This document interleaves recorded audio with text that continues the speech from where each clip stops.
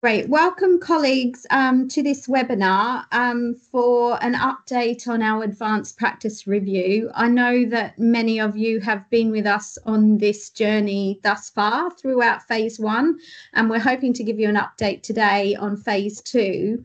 We've got an hour together. We're really keen to allow enough time for questions, and we know that colleagues have a lot of questions. So we've allowed about 20 minutes at the end of the presentation for your questions, and you can use the Q&A function to send those questions through whenever you like. So I'll do some introductions. So my name's Paula McLaren. I'm a senior advisor for advanced practice. I first and foremost am a registered nurse. I'm an advanced practitioner in general practice, and I've got the privilege of leading this work with colleagues, with advisors from across the 4 countries, and with the lovely Aditi here, who's our head of standards. I'll let Aditi introduce herself. Thank you, Paula. Hello and good afternoon, everyone. Thank you very much for your time today. I'm Aditi Chaudhary Gandhi. I'm head of standards at NMC, and I'm working with Paula on this project. Thanks, Aditi. So just a couple of housekeeping bits, as you would expect. There are quite a few attendees on the call, and everyone's already muted, so that makes it nice and easy. As I said, please use the Q&A function to send any questions that you may have for us throughout the presentation. We can't use the raise your hand feature, so that Q&A is the way to communicate with us. We'll try and answer as many questions as we can. We probably won't be able to answer them all, but we'll do our best. But we have got an FAQ on our website, which we'll update following these webinars with your questions. So hopefully that will help as well. As I said, we'll be recording the session and uploading it to the website after. And you can switch on live captions for accessibility. And any further questions that you may have, you can email us at our advanced practice inbox there. So just to recap our review of advanced practice, and I know you'll probably all be aware of this, and we're not going to focus on the kind of how we got to where we got today. This is just to say that everything we've done thus far, including the discovery phase, the Nuffield Trust report, the Britain Thinks report, and all of the evidence that we presented to Council throughout phase one, our options appraisal and analysis of our engagement is all on our website. So you can find all of that information here. So just to start off, it's really helpful for us to know where you're from. So Simon will be putting a poll in you should be able to see that now. So can you just tell us who you are, what your current role is? That would be really helpful. Thank you.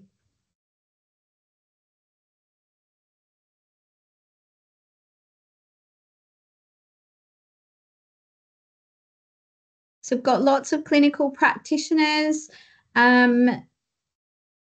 lots of academics or educators, some researchers, some in leadership roles.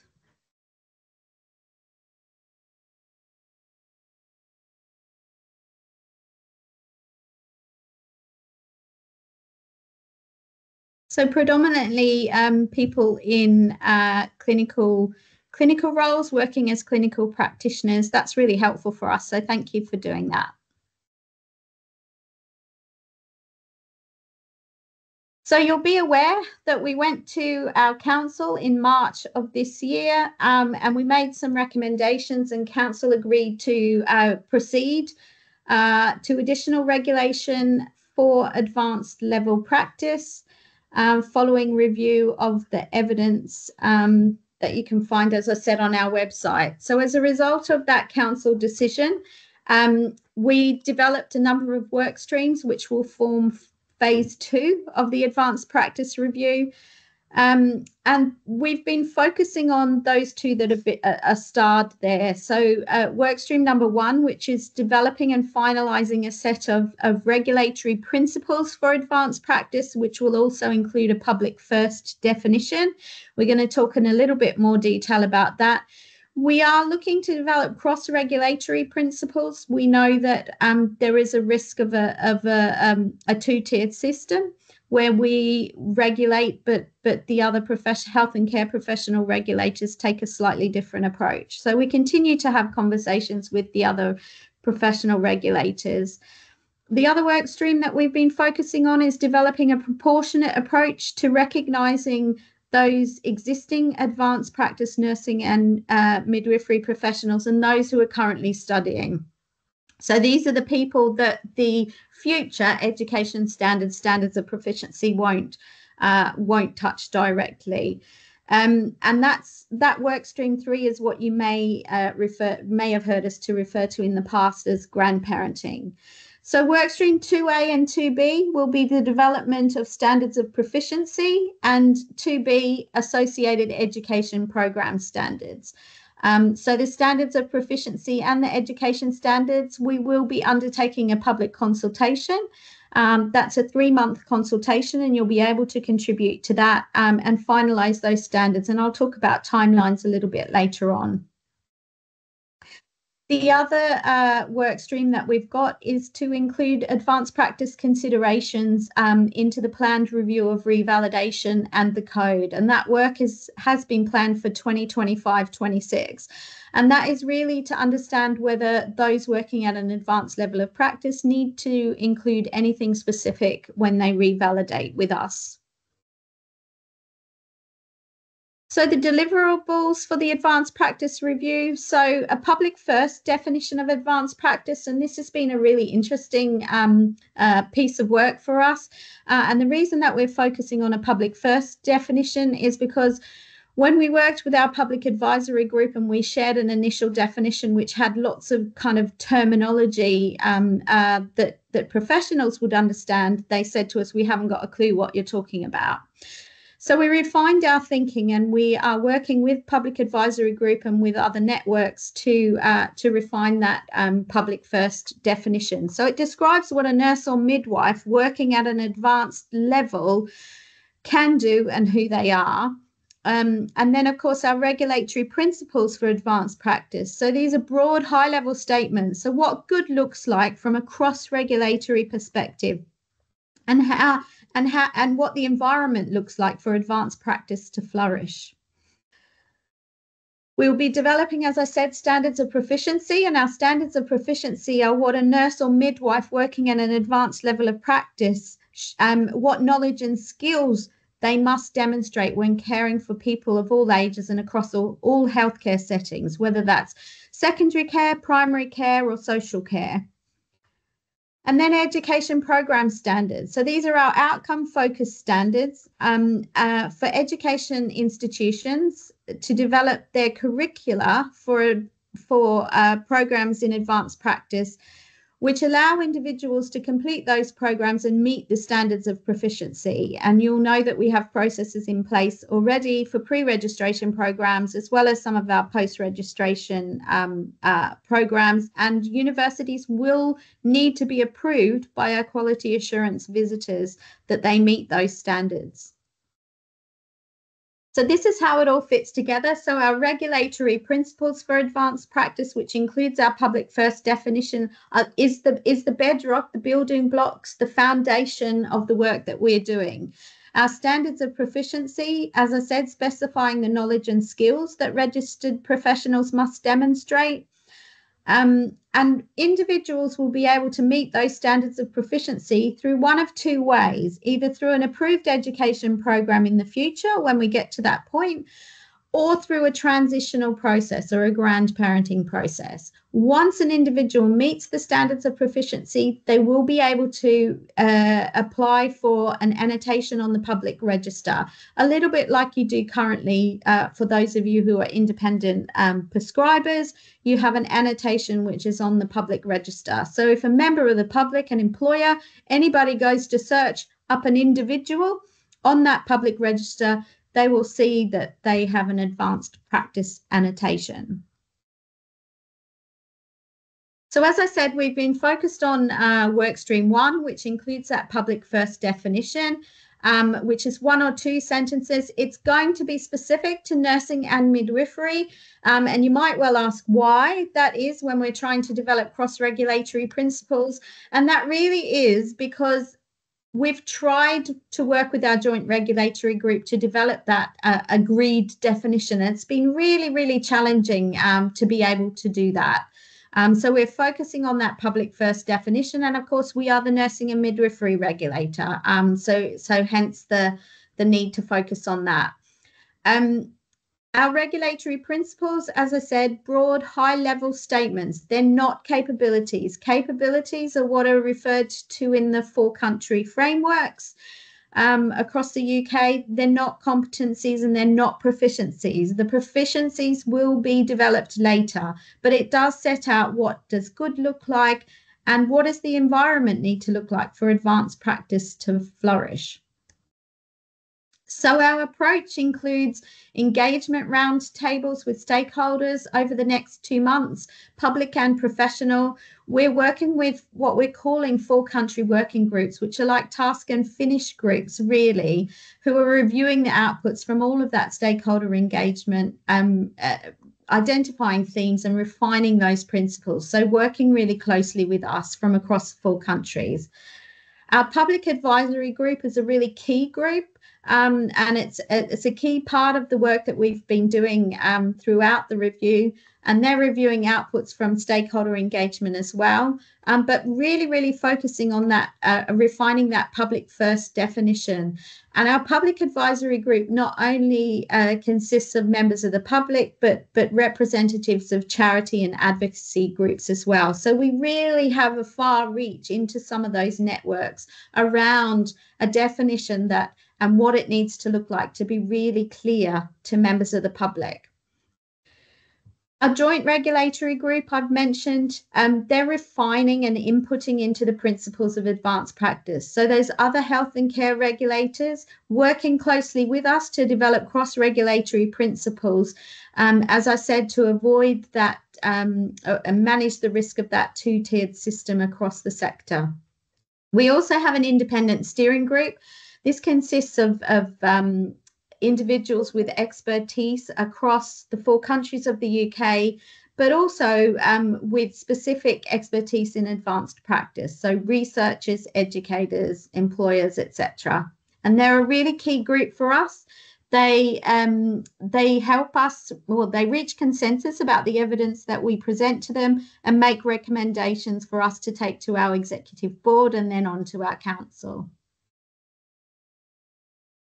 So in terms of a public definition, what the public are asking us for, they want to be involved in this work. They told us loud and clear that they didn't understand what an advanced level, what an advanced practice level was, what an advanced practitioner could do, whether they were a nurse, a midwife, or someone else. So they've asked to be involved in helping to develop this.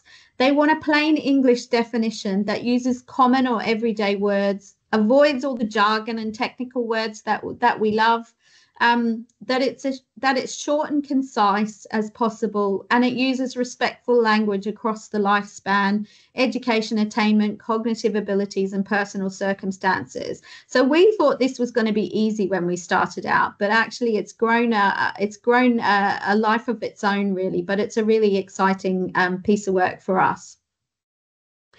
And just some considerations there. There's no currently standardised or agreed definition of advanced practice in the UK. So there are a number of definitions, both in the UK and across the UK and internationally, but there's no single definition. They're all very similar. They're all broadly similar, but distinctly different. And bearing in mind the average reading age in the UK is between 9 and 13 years, and that our focus has to be on public safety, reassurance, instilling trust and confidence in our professions, and the need to engage as widely as possible and be really clear about advanced level practice when we do have that public definition.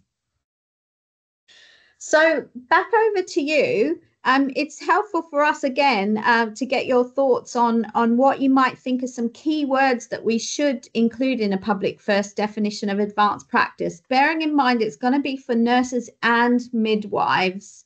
and avoiding technical jargon, as I said. So you should see something come up in a second. Simon's going to do his magic and we're going to have a word cloud.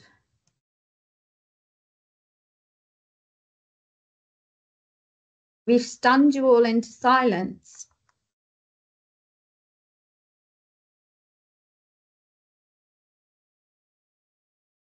Okay, brilliant. Independent practice, great. Experienced, yeah, something experience has come through loud and clear in the conversations that we've been having. Extra education, extra training. Interestingly, professionals and the public don't like the word training. They like the term education. Autonomous practitioner, advanced skills.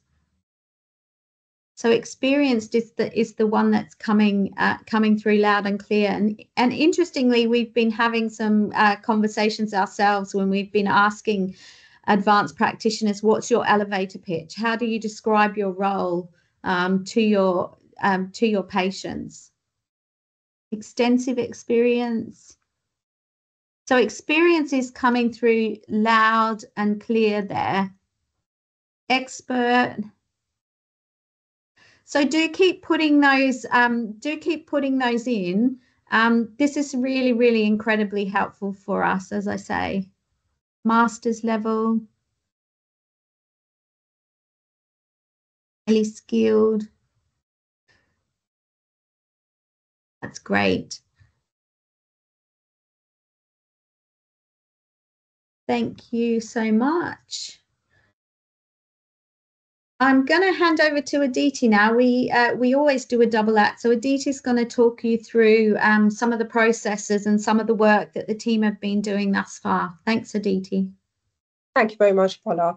So the next bit, we are going to focus on how we are actually going about developing those regulatory principles and what are some of the evidence strands that we will use to feed into this piece of work.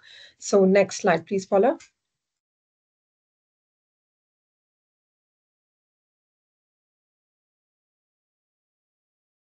In terms of our methodology, those of you who have been with us on this journey for reviewing advanced practice, you'll know that we have a robust methodology that underpins all of our work in terms of standards development or development of any principles or guidance documents, etc.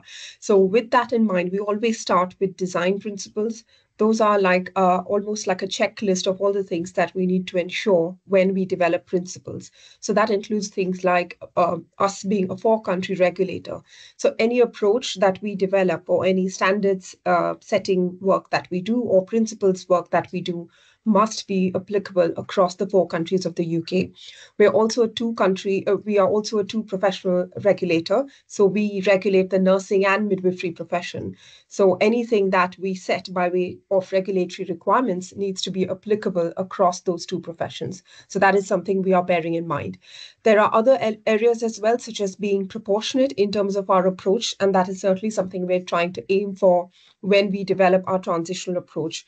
But along with that, we need to be evidence-driven and make sure that whatever approach we develop and whatever position we adopt, whether it's in terms of principles development or standard setting, we are driven by evidence and the risk that we're trying to mitigate or the public assurance that we're trying to create.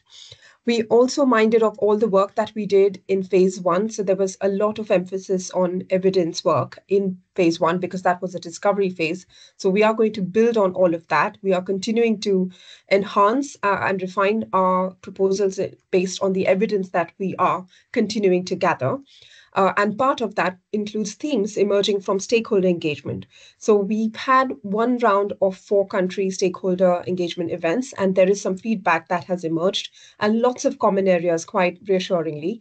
So we are going to look at themes emerging from all of those, plus roundtable discussions that are now being organized as we speak for the month to come. So if any of you or your colleagues are interested, please have a look. There are more opportunities for you to engage in a more direct manner.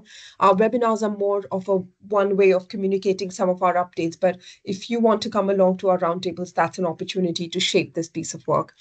We also want to look at our internal pieces of work. So things like our insight reports that we publish every year, they are quite important to us, particularly when it comes to looking at themes around equitable opportunities, things around EDI, equality, diversity, and inclusion, and making sure that we are being ambitious enough and inclusive enough in all our proposals.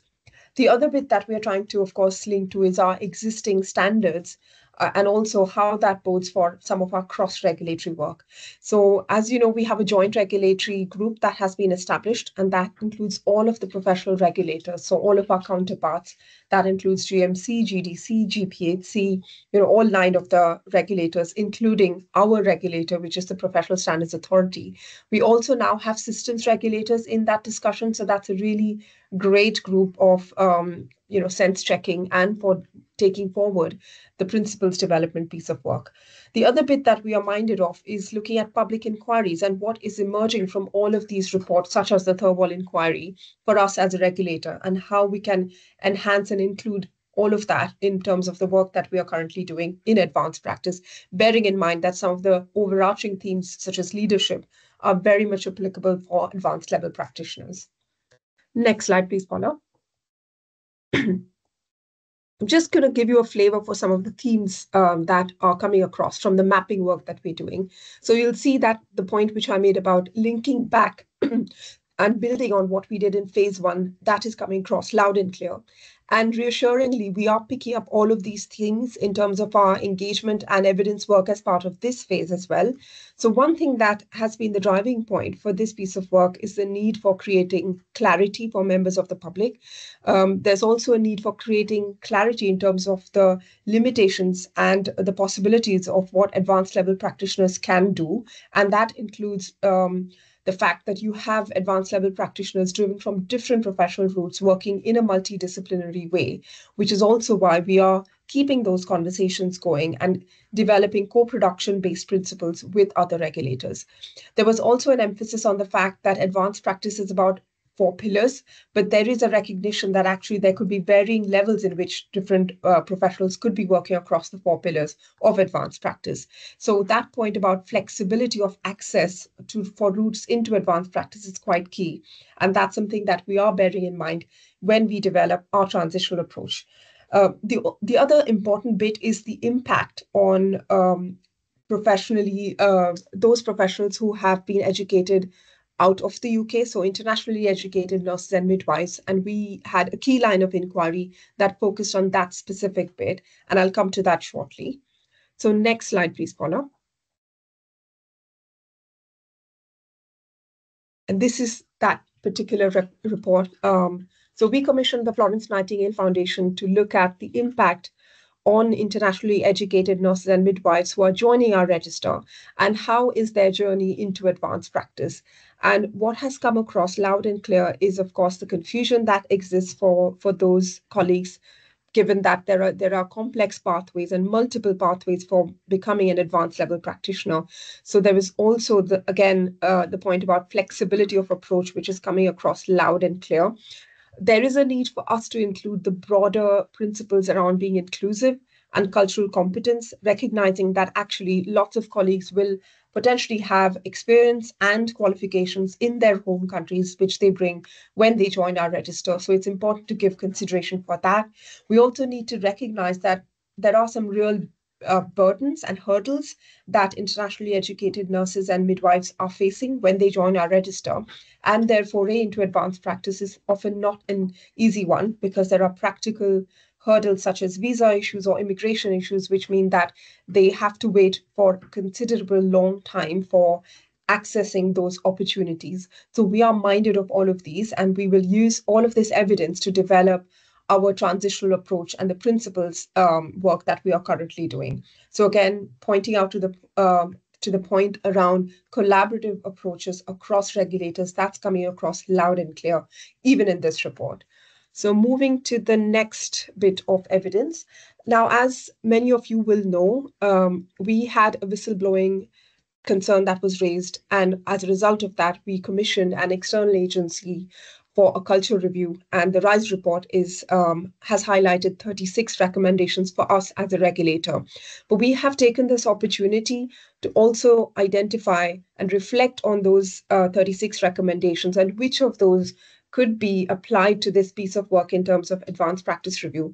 And what we picked up are things like public trust and transparency and the need for linking to things like the code, the duty of candor, also broader policies around anti-discrimination, anti-bullying, and also using language that reflects all of that.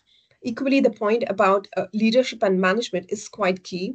Now, as you know, that is one of the pillars of advanced practice, and lots of advanced level practitioners will be working in leadership roles. Many of you today have identified that you are working in leadership roles. So there is an important strand here in terms of our role as a regulator and how we can say something more and specific in terms of our principles work, in terms of our joint regulatory work, to say that we need more investments in advanced level practice to provide those opportunities, equitable opportunities for nurses and midwives, but all professionals really, to become advanced level practitioners. And again, the emphasis on multi-professional working and learning is quite key. We recognize that not all regulators will be on the same page when it comes to additional regulation for advanced practice, but we hope that through our work in the principal space, we will be able to develop some kind of consensus statement across all regulators, and that is the intended aim for it.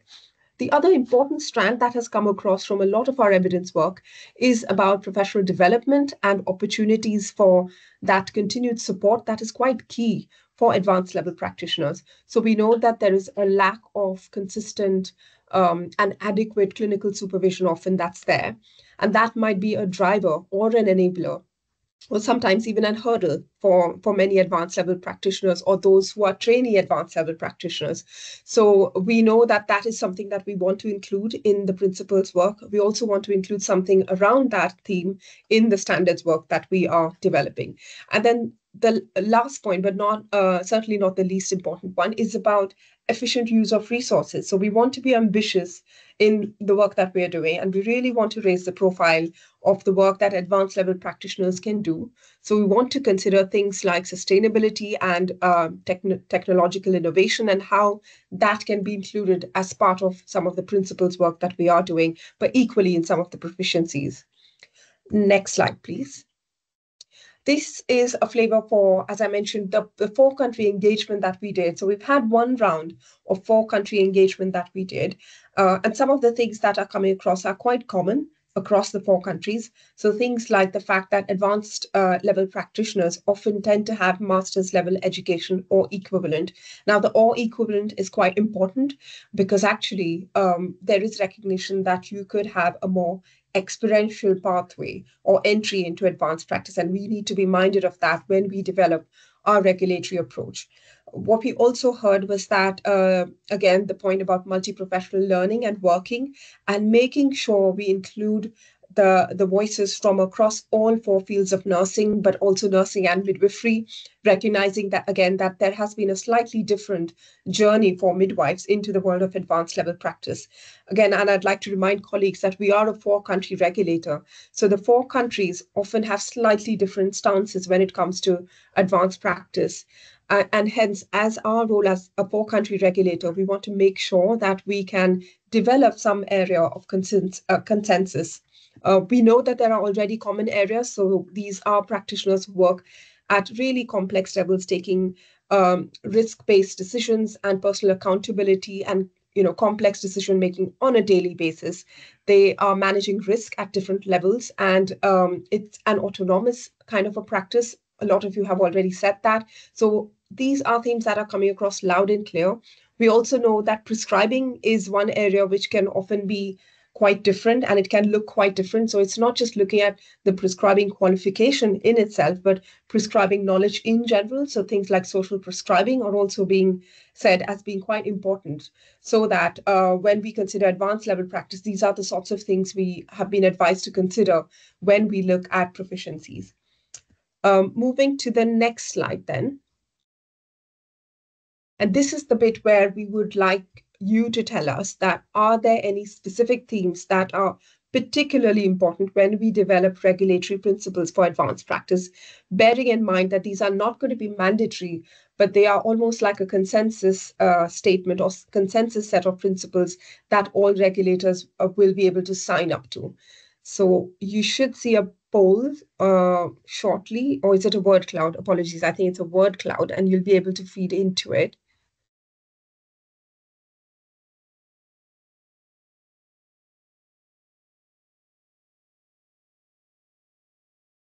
And you can, like you did in the previous one, you can add words that you think or themes that you think are quite important.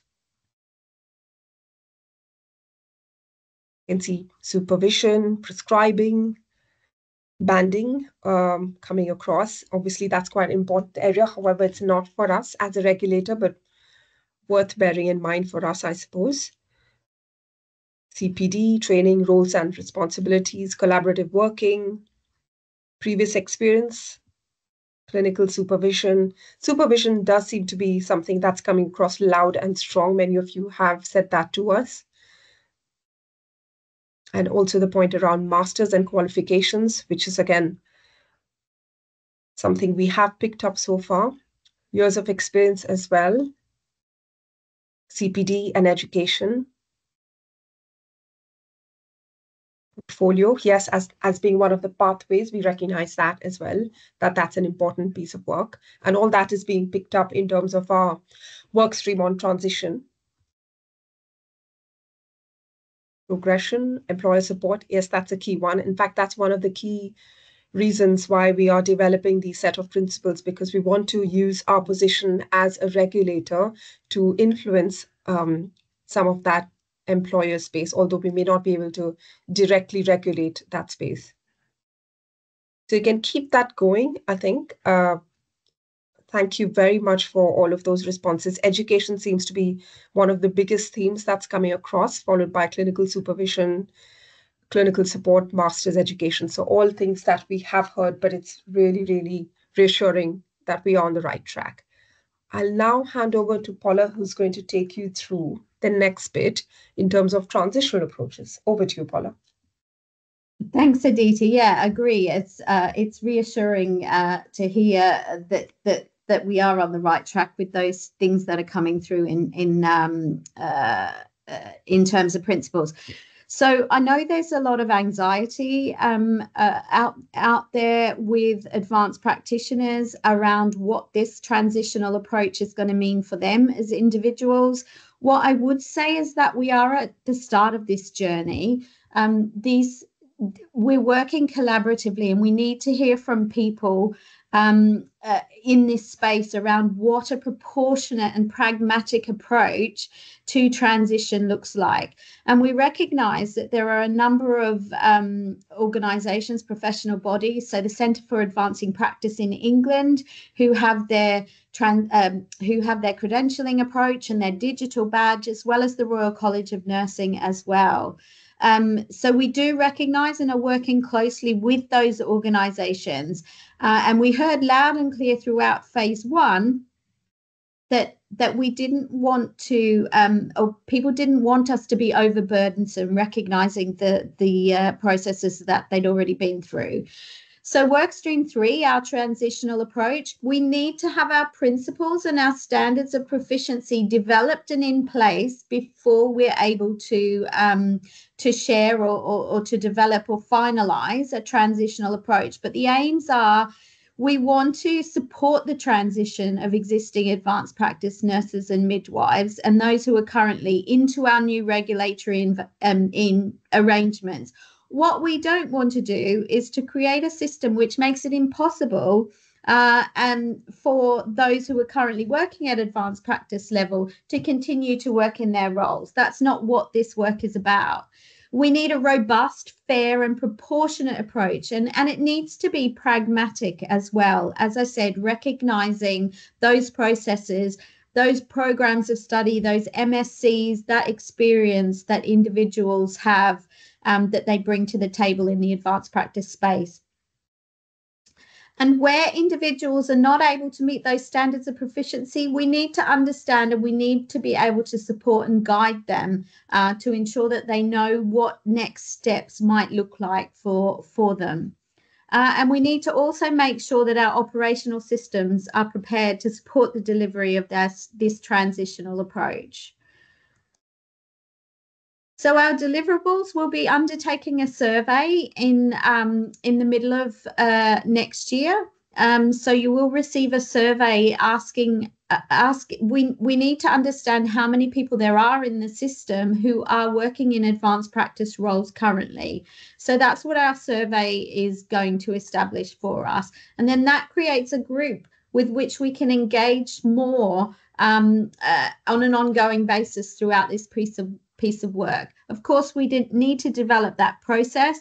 As I said, we need to support individuals. We need to be able to offer next steps, as I said, for individuals who may not meet those standards of proficiency. And we need to think about what the register is going to look like as well. So we're currently doing some initial work gathering evidence. So we're learning a lot of lessons from international professional regulators where they've introduced advanced practice. A lot of them have introduced it from scratch, whereas we're introducing it into a system where these roles already exist. So it's a little bit more complicated. We also have 4 country frameworks, as I've already said, and we also have the RCN and the Centre for Advancing Practice who are doing some work in this space as well.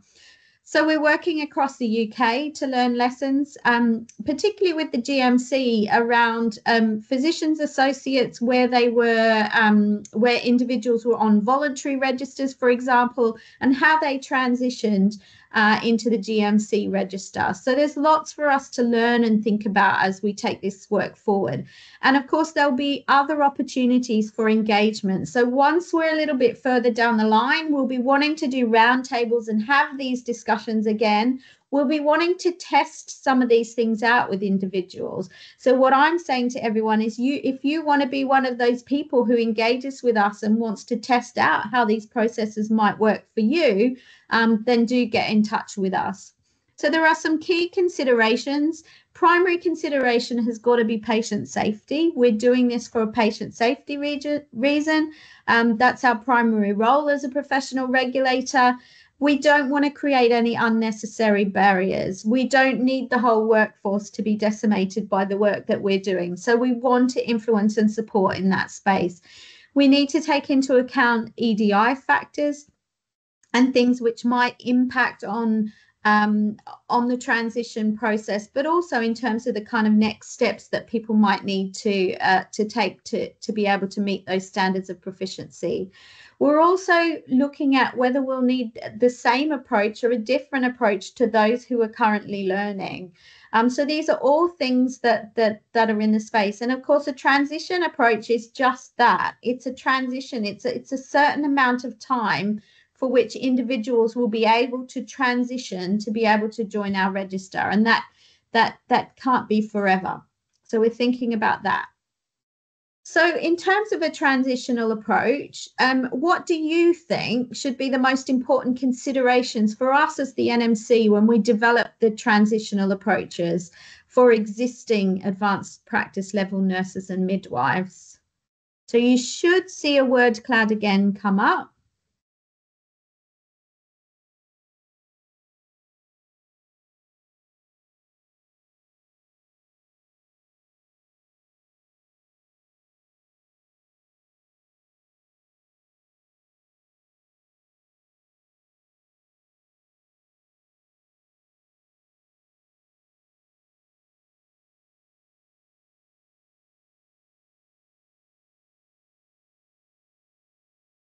I'm not seeing anything come up. Can you see anything, Aditi? Yes, I can see the poll that has come up. I don't know if in case colleagues can't see the word cloud, do send it in the Q&A. But yeah, the responses have now started streaming in, 89 responses already. So thank you for that. Yes, thanks, Aditi. So experience, digital badge. Current recognition, yeah, all these things really important. And again, reassuring that this is what we're hearing where we're talking across the sector as well. Experience in education, clarity of expectations, portfolio, master's program, competencies.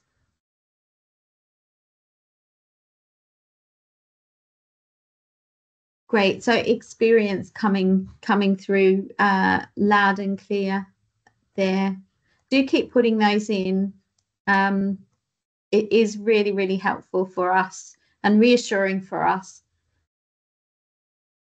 So just quickly, our timelines, as I said, these things don't happen overnight. We haven't got standards of proficiency. We haven't got a transition process already developed in our back pocket. It's really important that whatever we develop works across the sector, and that we're able to have these conversations and collaborate with you all to make sure that we get it right.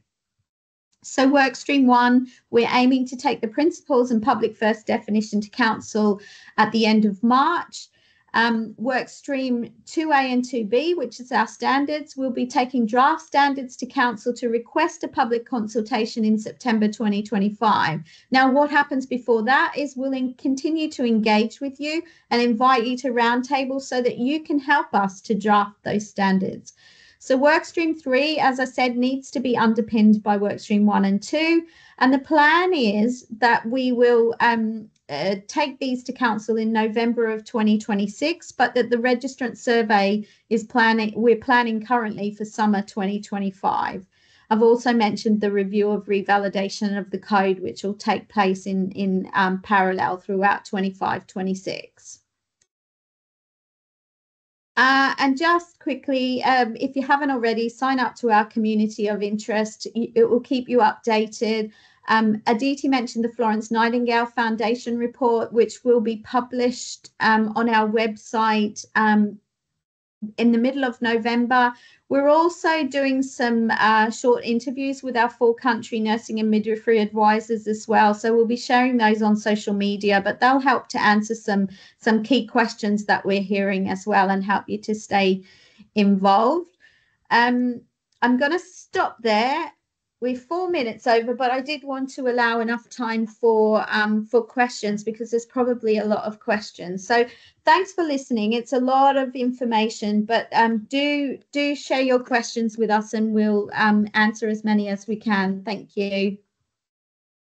Right, so there's quite a few questions, quite expectedly. Paula, I'm just going to go over and sort of summarize some of the questions rather than reading them to you.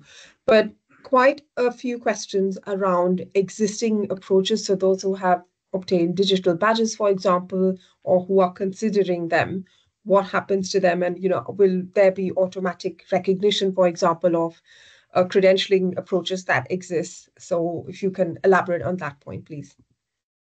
Yeah, so we have, with regards to the digital badge, what was Health Education England and the Centre for Advancing Practice, we have very different remits. We're the professional regulator and they're an arm's length body.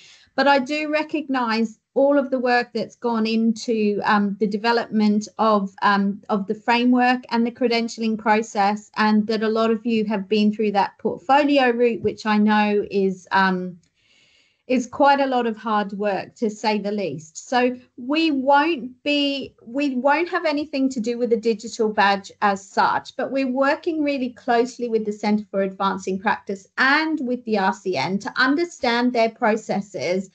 And it's likely that our standards of proficiency will be very aligned or very similar to what the centre is already doing and what you've been required to demonstrate through those processes. So it's not finalised yet. We don't know what that's going to look like, but we are mindful of all of those things and all of those individuals who've been through those processes as we develop ours. And, I'm one of those people, like a lot of people here, who will have to go through some kind of process to be able to demonstrate that. So I'm really keen that we do get this right, that it's proportionate, that we're not making you go through a whole other round of portfolio evidence or processes. So we're really keen that that's not what we do. So hopefully that gives some reassurance. Thanks, Paula. Another question is around the sort of wide applicability of whatever approach we take. So things like prescribing, for example, are we emphasizing too much on it, and does it make it too medical? And I'm going to link that to another question around other fields. So if you've got a professional who's working in an academic role, for example, or in research role, and how would they be able to meet our requirements for an advanced level practitioner?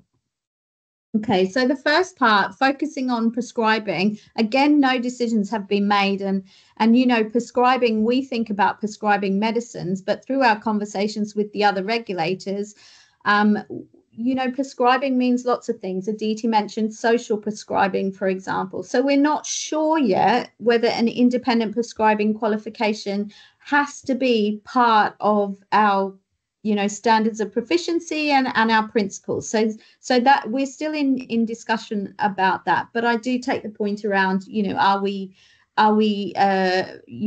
being too medical or too focused on medicalization, for example.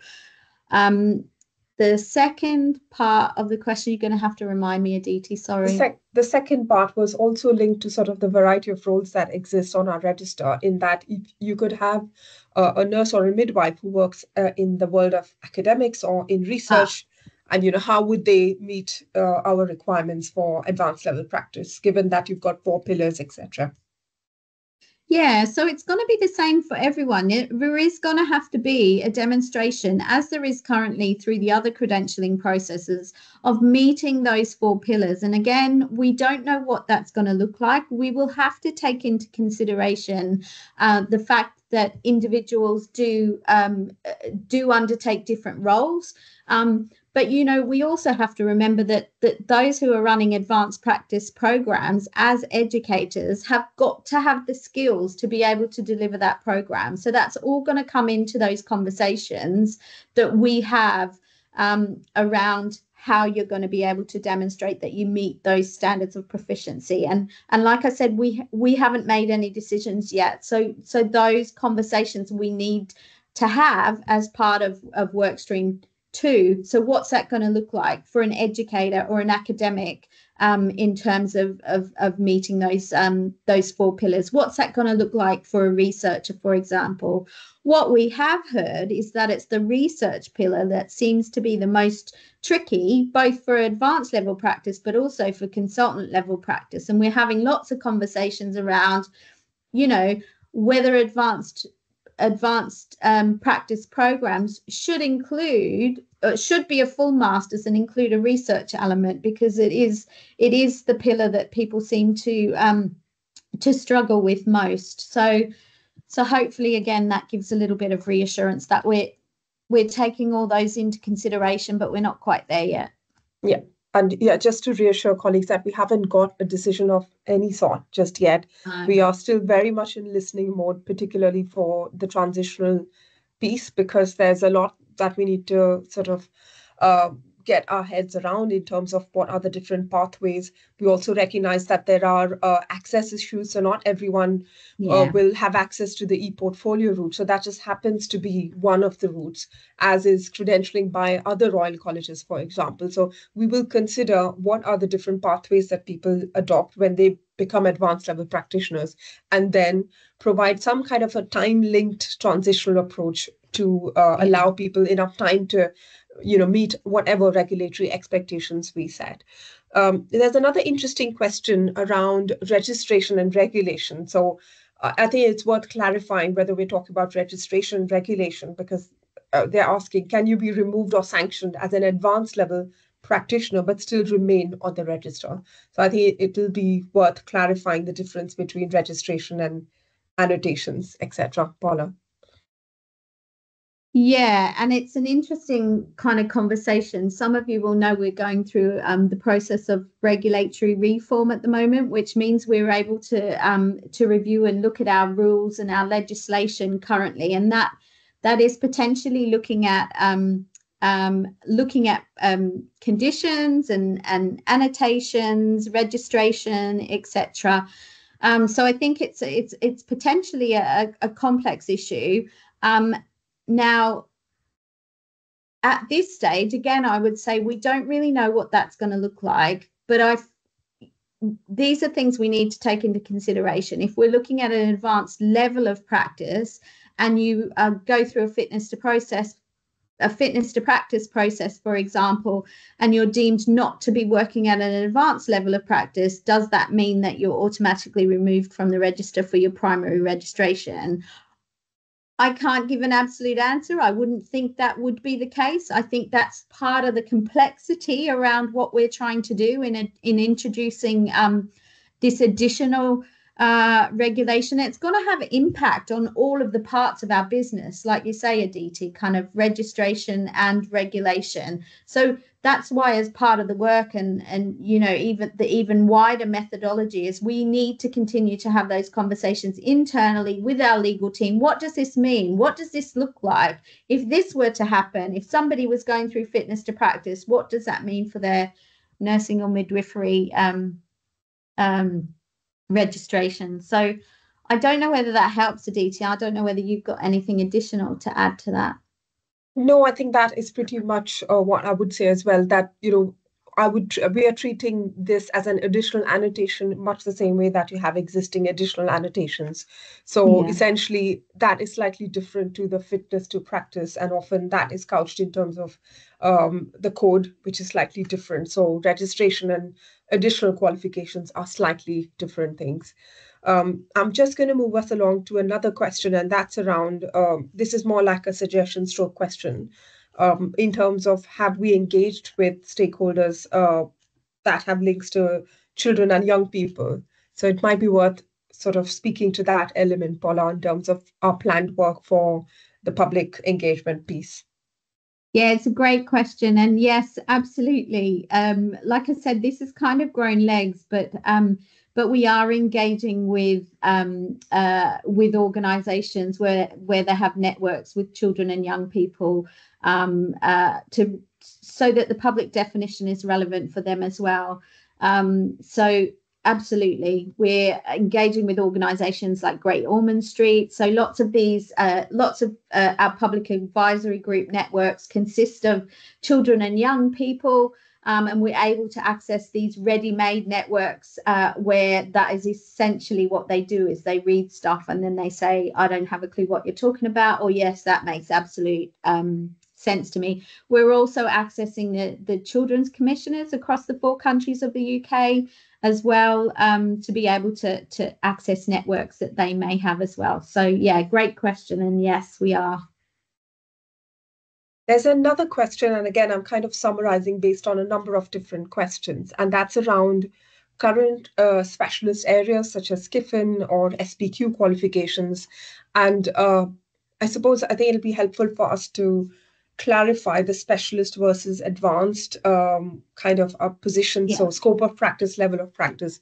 I don't think it's specialist versus advanced. So I apologize. Yeah. I don't think that's quite what I meant to say. I think it's more about the scope of practice and level of practice and where we are positioning this piece of work. So if you could clarify that, please. Yeah, absolutely. So we know that there's enhanced level practice, advanced level practice, consultant level practice.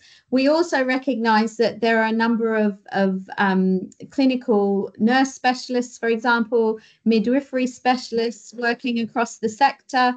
So what we're focusing on is an advanced level of practice, and we're really clear that it is about that level of practice and demonstrating that advanced level of practice. So you may well be a clinical nurse specialist who is able to demonstrate that they meet the standards of proficiency for advanced level of practice. There may be some clinical nurse specialists who don't meet those standards of proficiency for advanced level. So because we're focusing on the level rather than the role will be down to the employer. But as a clinical nurse specialist, if you as a practitioner, if you can demonstrate that you're meeting those standards of proficiency for advanced level practice, then you will, and you meet the other requirements, then you will be able to apply for an annotation on the public register. There was a kind of second part to the question, wasn't there?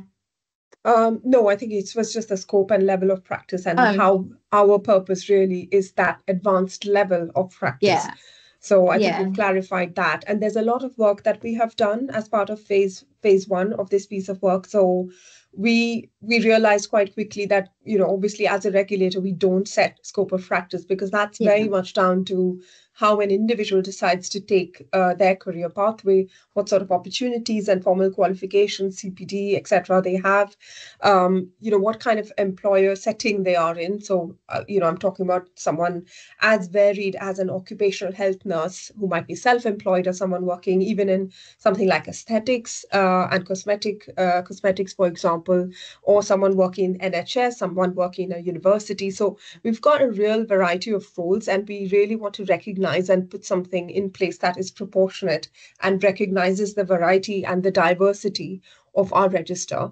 And on that point, I just want to sort of flag up that there are some really good suggestions around the kinds of stakeholders that we should be engaging with. So making sure that we engage with professionals working in the area of frailty and elderly healthcare. So that's quite important as well. Also occupational health, which is, yeah, absolutely. We do think these are all really important suggestions. Someone's also suggested that when we engage with children and young people, we should consider neonatal networks, for example. So that's all yeah. really, we're really grateful. So keep that going as well if there's any specific suggestions.